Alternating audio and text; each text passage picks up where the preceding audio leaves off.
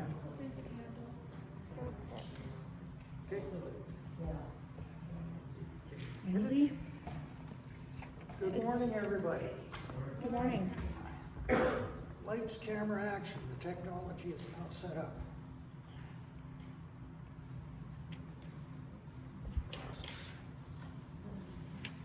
So last week we celebrated that we all have ministry in the United Church of Canada, and this week we sound the bell loudly because we are all servants of our siblings in Christ.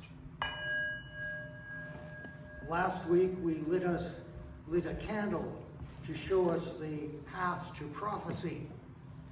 This week we seek to know how we can be of service to each other. Thank you, Tim. Thank you, Sophie. We are all treaty people. For thousands of years, First Nations people have walked this land. Their relationship with this land was the spiritual center of their lives. We are gathered on the traditional lands of the Nakota people, and we acknowledge and honor their stewardship. May we too honor and respect this land. The mission of St. James United Church is to love God, promote Christian faithfulness, foster a spirit of understanding and service to our community, and to seek strength to grow and change as God calls.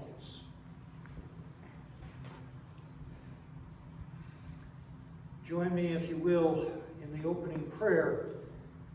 And this is with thanks to Elaine Bidgood-Sveet from First Lutheran Rugby and Leeds, North Dakota. Praise be to God for calling us to worship, for calling us to new life, for calling us home in faith. Softly and tenderly, Jesus is calling for you and for me. Though we have sinned, he has mercy and pardon. Pardon for you and for me. The living God is the Alpha and Omega, the first and the last, the beginning and the end. The the God who holds creation, knows each of us through and through. Amen. And the prayer of confession with the words of assurance. And I thank Helen Reed of Oyen, Alberta, for giving me this idea. God of all people, you call our name and we don't listen. So you call us again. You call our name and we run in the opposite direction. And still you call us again. You call again and we are afraid that we will be asked to change our plans. And you call again, gracious God, to pull and push us out of our complacency. You open our hearts to make us bold, to make us strong, to make us yours. Call our name once again, O God. Amen. And the opening hymn is Voices United, 807. It's Psalm 91, and we will only focus on verse 3.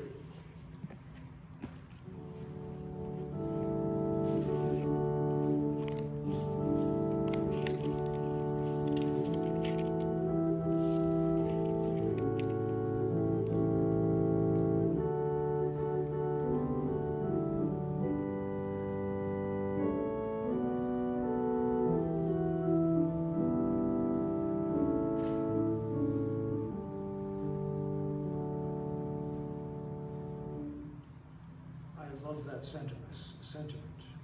Hold us in the palm of your hand. We are open to God's call as we listen to the scriptures. Pat is going to read the scriptures this morning.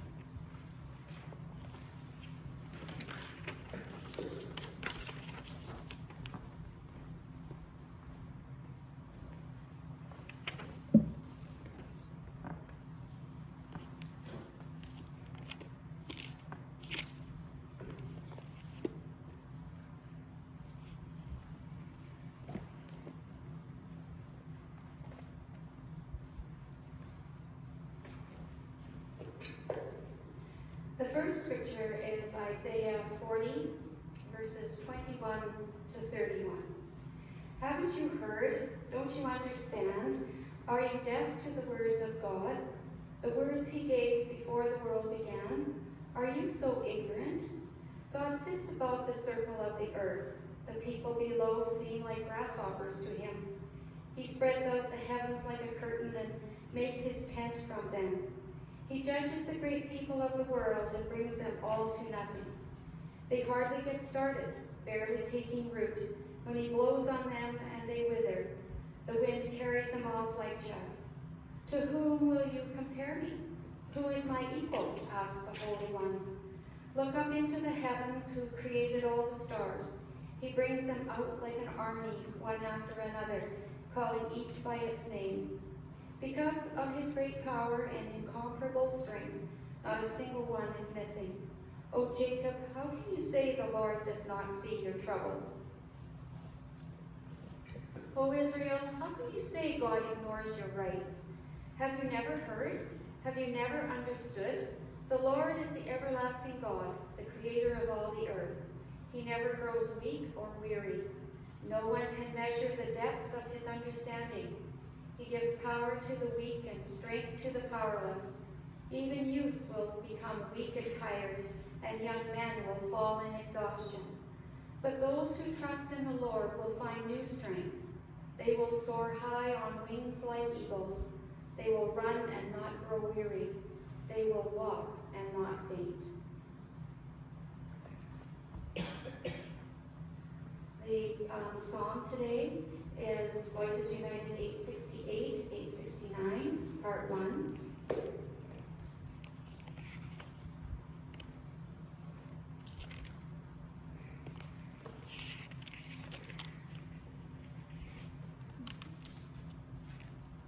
Sing to God in great thanksgiving.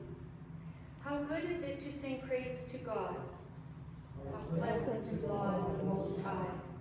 You are building Jerusalem, O God, and gathering the scattered exiles of Israel. You are healing the brokenhearted and binding up their wounds. You count the number of the stars and call them all by their names. Great are you, O God, and mighty your power. Yes, and your wisdom is infinite. You raise up the lowly and bring down the wicked to dust. Sing to God in great thanksgiving. Sing to God in thanksgiving. Make music on the harp to our God. Who covers the sky with clouds, who prepares rain for the earth, who makes the hills green with grass. You give the cattle their food and the young ravens when they cry. You set no store by the power of a horse, nor by the strength of a warrior's thighs. But your delight is in those who revere you, in those who rely on your mercy. Sing to God in great thanksgiving.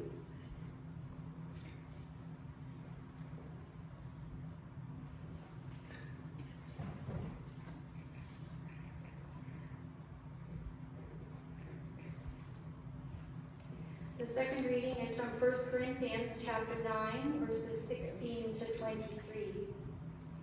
Yet preaching the good news is not something I can boast about. I am compelled by God to do it. How terrible for me if I didn't preach the good news. If I were doing this on my own initiative, I would deserve payment. But I have no choice, for God has given me this sacred trust. What then is my pay? It is the opportunity to preach the good news without charging anyone. That's why I never demand my rights when I preach the good news. Even though I am a free man with no master, I have become a slave to all people to bring many to Christ. When I was with the Jews, I lived like a Jew to bring the Jews to Christ. When I was with those who follow the Jewish law, I too lived under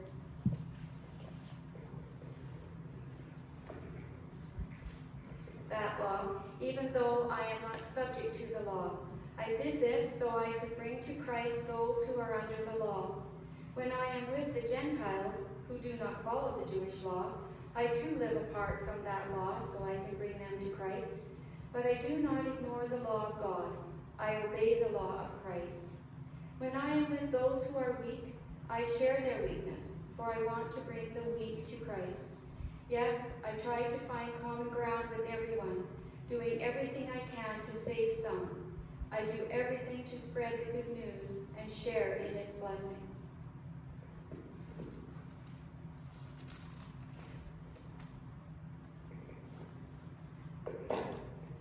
The gospel reading today is Mark chapter 1, verses 29 to 39.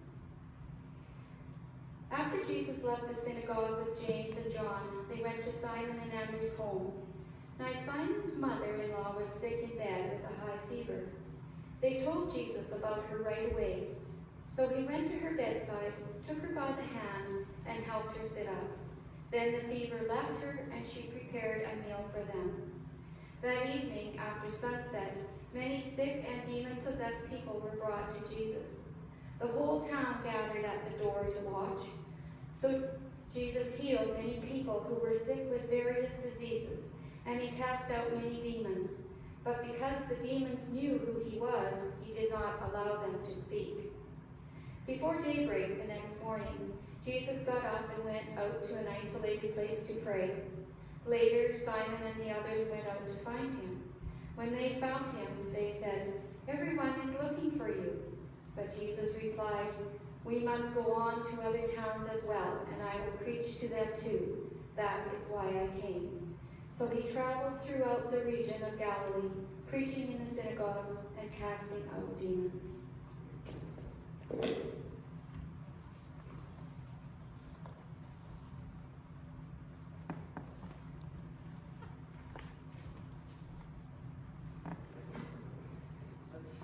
Thank you, Pat.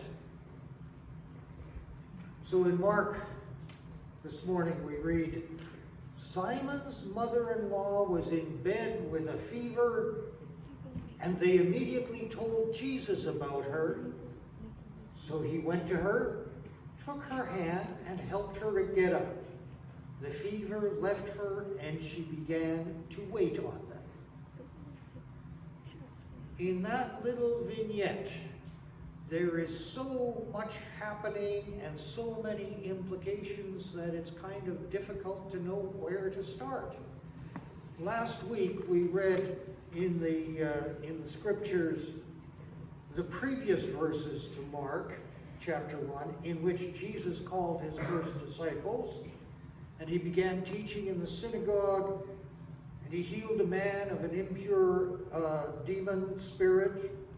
In short, Jesus was at the very beginning of his ministry when he encountered Simon's mother-in-law.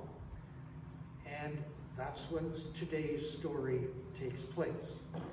These short sentences need quite a bit of unpacking. First off, Jesus took her hand. Do you remember when you were a little kid and you were sick in bed and your mother took your hand or kissed you on the forehead and you immediately felt better? Human touch is an amazing cure for many, many things. Ask any nurse of the old school and they will tell you that nursing is touch. Touching heals. And of course, the problem today is that the pandemic concerns limit the number of people who you can touch or who can touch you. Touching is important. And I miss the after-service handshakes and hugs and the healing touch of other people. Something that we have to contend with. Immediately after Jesus helped the woman up, the fever left her, and she prepared a meal and began to serve them, to wait on them. Now, two things in this sentence are really important. First, Simon's mother-in-law could not be of service to others when she was ill with her fever.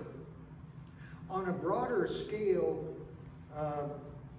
we can be of very little value to others if we are not healthy. And of course, here I'm talking about spiritual health. If we are not healthy spiritually, then our help to others is limited. Last week, I spoke of everybody having a ministerial skill, everyone being a prophet or a spokesperson. If spiritual health is lacking, our ministry and our prophecy is very limited. And the second thing that I note in that sentence is the phrase, she began to wait on them. Sometimes this might be interpreted as being a very patriarchal statement, and women are expected to wait on and serve men. And I get that. I understand that point. But I also understand that women have been taught from a very early age that serving others is a great calling. The gender-based ideas of service cuts both ways, and often boys are hampered by a limited learning of the value of helping others. It seems to me that most men have still to learn the value of service to others.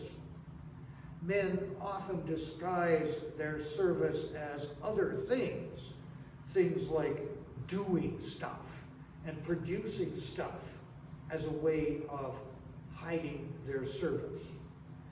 Men, limited in their learning to be of service, often find themselves struggling for ways to do service.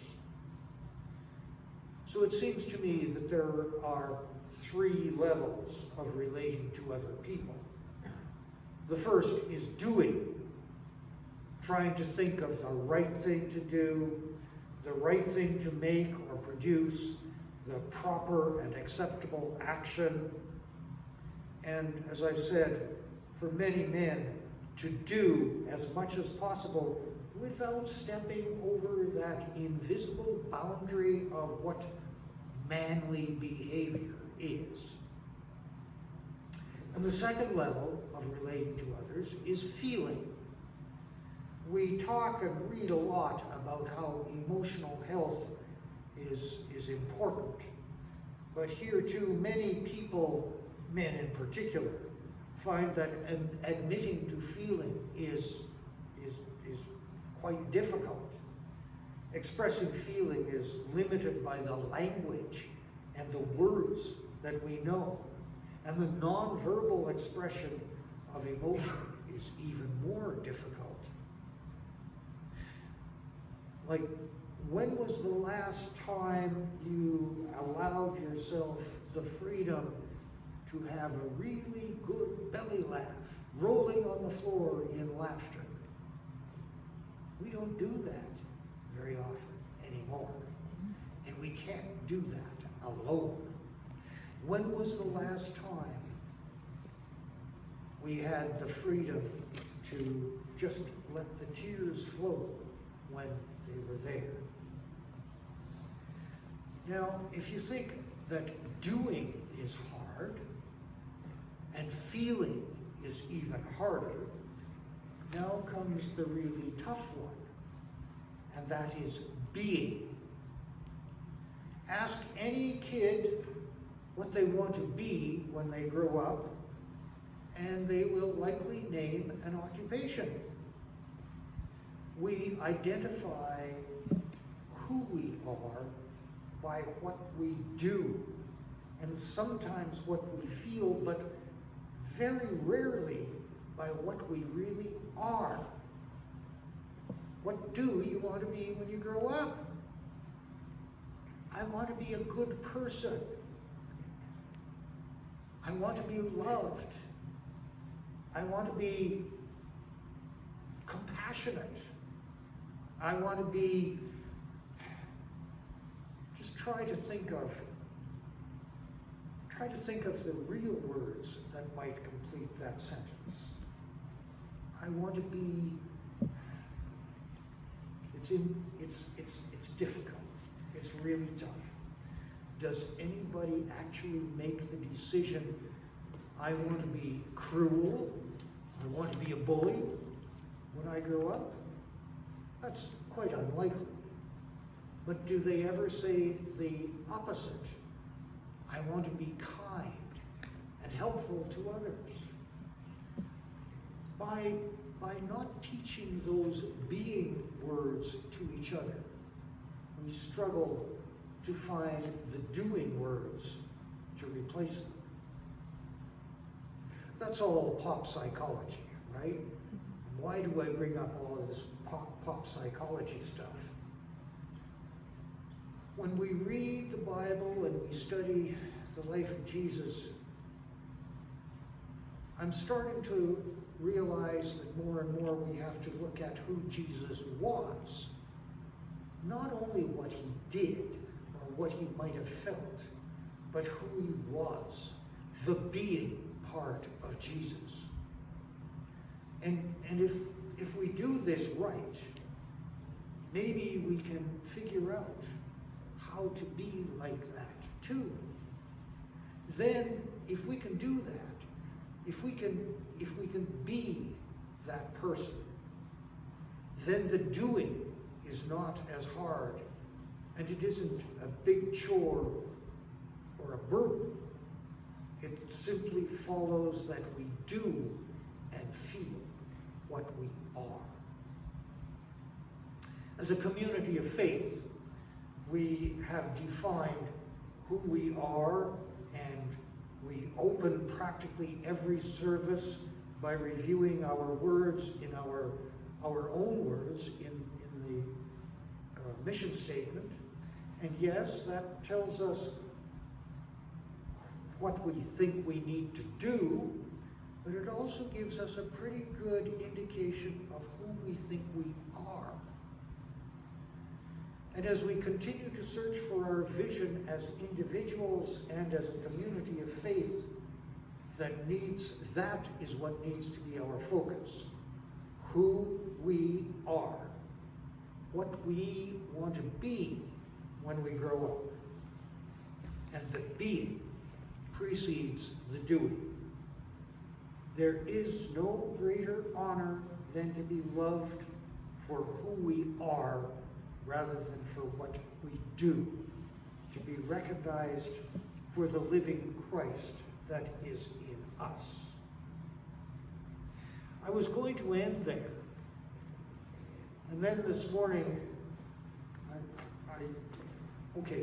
have to tell you that I subscribe to several newspapers online, and one of them is the Washington Post. And this article leapt out at me this morning, and no, it's not an article about Trump or the crazy politics in the United States or anything like that. What struck my eye this morning and made it appropriate was the headline, "For 92 years, my father buried his feelings. Then he started Zooming. Forced by a pandemic to live by video, a once distant dad unlocks his memories and emotions." So it's a fairly long article, so I'm just going to read you a few excerpts just to let you know. I know this guy. I know this guy. Not him personally, of course, because he's somewhere in the United States. But I used to meet him at my uncle's house all the time. And frequently, in years gone by, I saw him in the mirror as I was shaving or brushing my teeth. I know this guy. My 92-year-old father lives in isolation, eagerly awaiting his vaccine. Like many who reside alone, he's had a rough time during the pandemic. He's lucky to be in a retirement complex that, unlike most, has escaped the direct ravages of COVID-19. But for a man who has already lost his wife, a daughter, 2 siblings, and scores of friends, the pandemic added the crushing loss of flesh and blood contact with those who remain. Yet, partly thanks to technology, he may emerge from this strange time with a fewer, closer relationships. And that includes one with me. Dad is a retired physician. He's a stoic. Once on a skiing trip, I saw him sew up a gash in his own leg without using anything to numb the pain. I've rarely seen him show much emotion, and when my sisters and I were little, he wouldn't tolerate our tears either. He was a poor, Depression-era farm child whose elders taught that hugging and comforting him would make him soft. You know this guy too, don't you? So along comes the pandemic. I worried that isolation might affect his mental health, accelerating the confusion and cognitive limitations that come with very old age.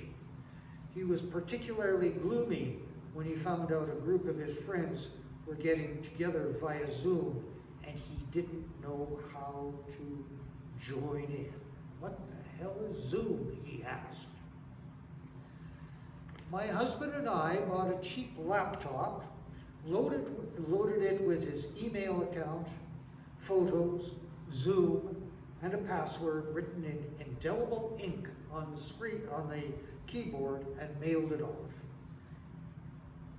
After many tries, voila, there he was on Zoom. That's all there is to it? He asked. My sisters and their kids dialed in, and Dad held a smile so long we thought his computer had frozen. We Zoom at least weekly. I'll carry on further down. Zooming has cracked open a window into my father's heart. When we asked him questions about his past, he responds with more detail and more emotion. He told us about the fun he had as a child going snake hunting with a .22 and the time he dammed a creek near the one-room schoolhouse he attended in rural Ohio so he could swim. He reminisced about what it was like for a farm boy to tour the Mediterranean in the Navy and about the wilderness horseback trips he took with our late mom. While we could have looked at photos together before the pandemic, we never did. Now, using the share screen, we gaze at the snapshots Dad took. The photos release memories. They take him to the wild places he used to explore on foot. One night I lingered on photos of Mom, his fellow adventurers for 60 years of marriage, gone for nearly 10 years now. I miss her every day, he said. Something we knew, but he rarely expressed. I shared a photo of my sister Jan, who died 4 years ago. She appears as a pigtailed blonde toddler bouncing on a trampoline with a fierce expression on her face. That's my favorite picture of Janny, Dad said. She was just so full of joy and energy, something he never told her during her lifetime. On one video call, we looked at photos a cousin had sent, including one of a mysterious gravestone. That was my younger brother who died as a baby, Dad told us. That was the first I'd heard that he had a baby brother who died. I asked him why he hadn't shared that before. We never talked about it because there was nothing we could do about it, he said. I suppose these days there would be a big reaction. He recalled that his grandfather had died about the same time. It made me sad, but I couldn't understand why I was sad, he said. So what I thought would be a stopgap type of communication to help Dad during the pandemic has changed the way we relate to each other. His new skill with video calls will help us stay close even after the pandemic, since I live 1,000 miles away and one of my sisters is a 2-hour drive distance. A few weeks ago, over Zoom, Dad was able to see his great-granddaughter for the first time. He was delighted to learn that my nephew and his wife have named him after my mother, Virginia. I just can't wait to hug her, he said. His mood has lifted. He laughs as little Jenny burbles and coos. He does something else that's new for him. Before he signs off, he tells us he loves us. Amen.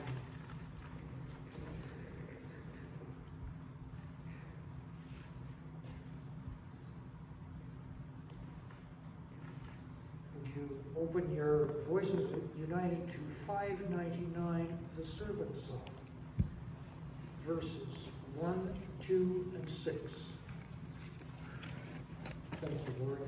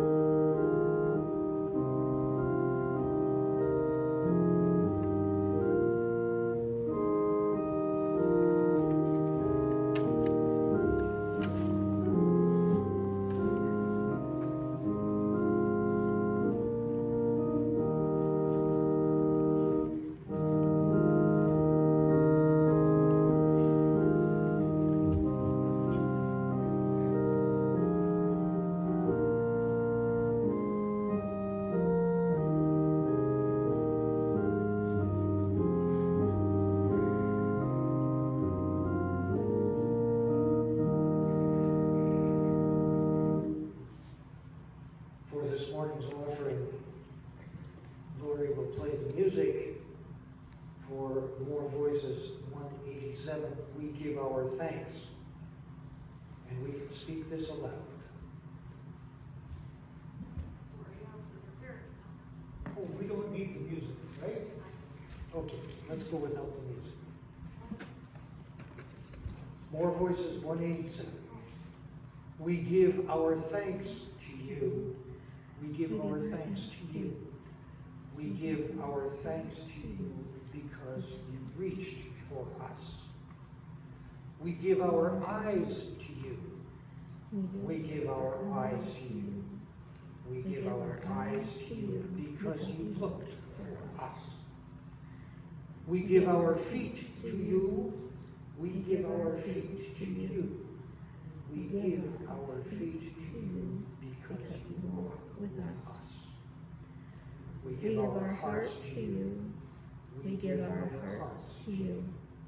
We give our hearts to you because you first loved us. For our prayers for the people this morning,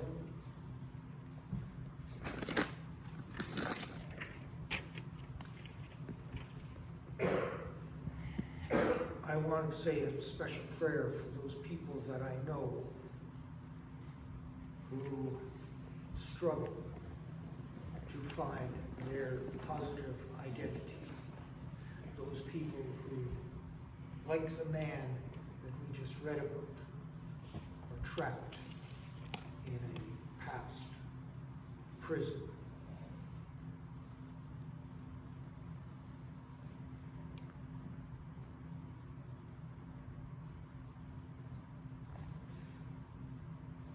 And we can pray for those people that we know who are lonely or frightened during the pandemic. We can pray that God gives us ideas about what we can do for them, how we can be of service to them.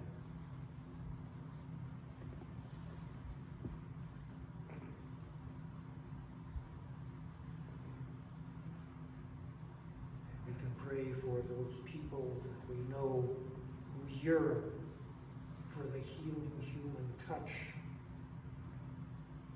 and who remain unfulfilled even at the best of times.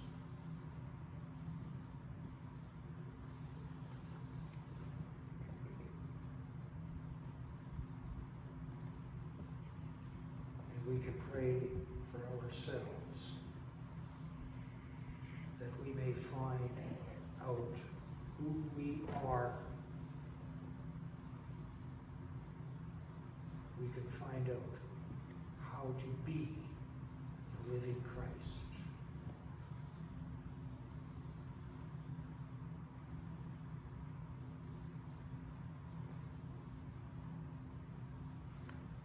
And let us close this with the Lord's Prayer. Our Father, who art in heaven, hallowed be thy name. Thy kingdom come, thy will be done on earth as it is in heaven. Give us this day our daily bread, and forgive us our trespasses, as we forgive those who trespass against us. And lead us not into temptation, but deliver us from evil. For thine is the kingdom, the power, and the glory, forever and ever. Amen. Announcements this morning. I noted on Facebook yesterday the Thriving Churches project that I'm going to undertake for the next 14 weeks. I have received permission and endorsement from the author of the book Thriving Churches to use her words for the next, as they are printed in chapter 1 of that book, to post them on Facebook. My commitment is to do a short video each week on each of the topics, print that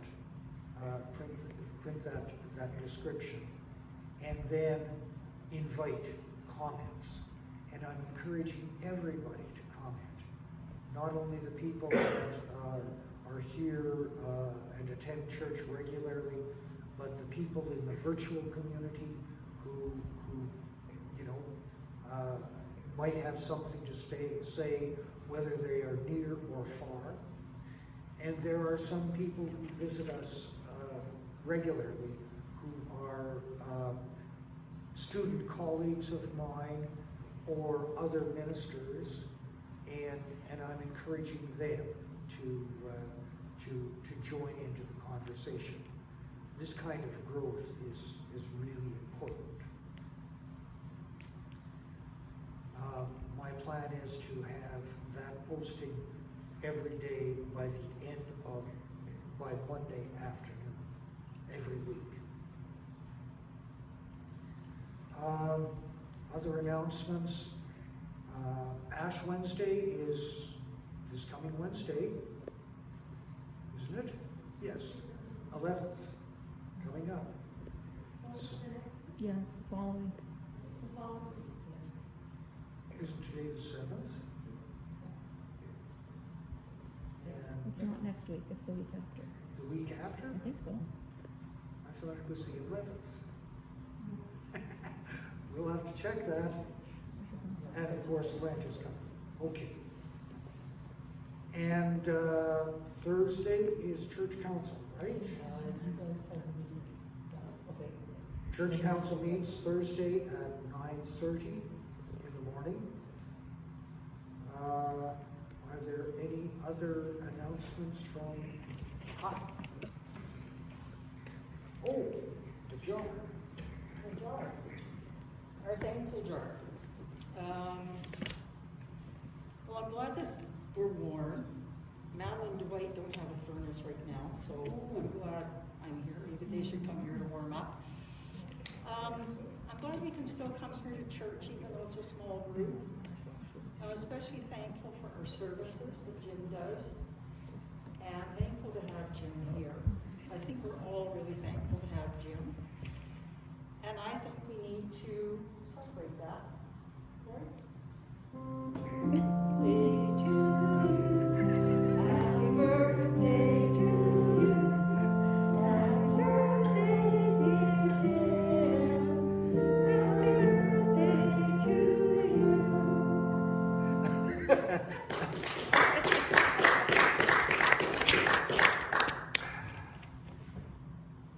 Oh.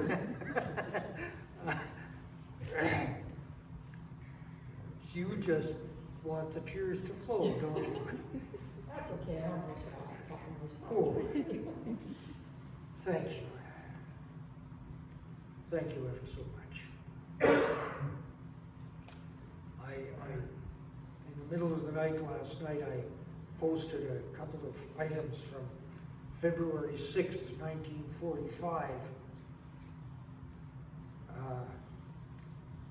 General MacArthur announced that Manila had been freed from Japanese occupancy. Bob Marley was born, and so was I.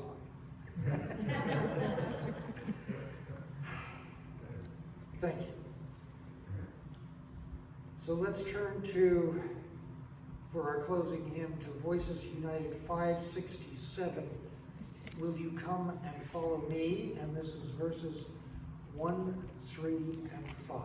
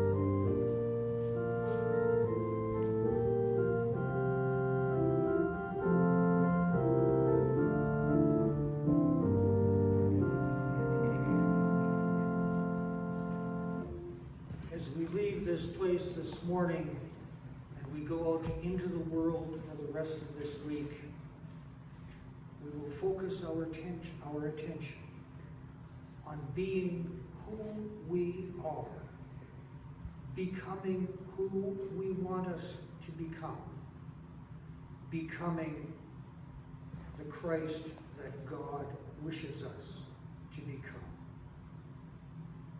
Amen. Amen. Hallelujah.